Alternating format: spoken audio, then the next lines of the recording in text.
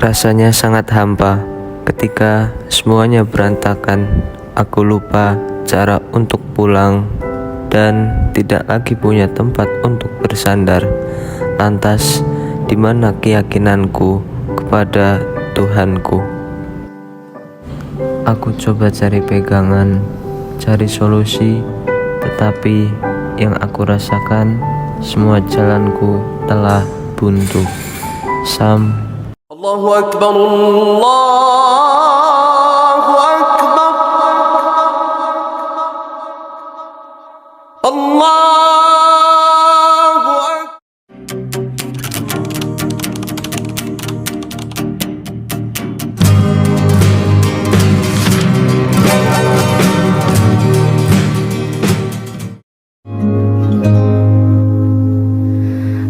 Kamu hari ini berat banget. Apa yang ganggu pikiran kamu? Aku nggak tahu harus mulai dari mana. Gak apa-apa, kita di sini kok. Coba cerita pelan-pelan. Tadi aku sempat searching di internet terkait agama Islam, dan aku menemukan banyak orang-orang yang menemukan kedamaian di dalam Islam. Gak apa-apa, semuanya mencari pasti akan dipertemukan dengan apa yang membuatnya bertanya. Dan kamu nggak perlu merasa aneh. Rasa penasaran itu biasanya datang dari hal yang lebih dalam. Aku harus mulai dari mana ketika ingin mengerti Islam? Mulai dari yang bisa menyentuh hati kamu. Contohnya mendengarkan ayat Al-Quran, terus menonton video tentang Rasul, itu pun cukup. Kalau enggak, mulai dari sisi logika terlebih dahulu.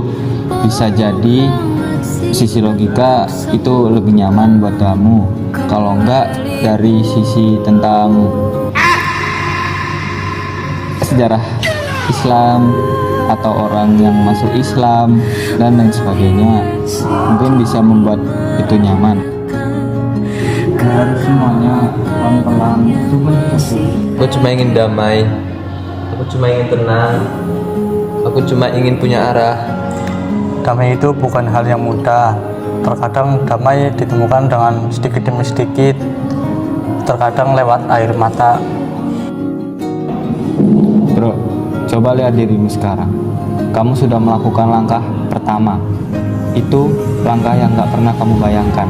Aku ngerasa ada yang berubah. Karena kalian, aku gak merasa sendirian. Kamu memang gak pernah sendirian. Allah gak pernah jauh dari kita. Kitanya aja yang merasa sendiri. Kami di sini nggak memaksamu untuk berubah, tapi kami menemani perjalananmu. Kamu bisa nanya kapan saja, dan kamu bisa berhenti kapan saja. Yang penting jangan takut membuka hati lagi.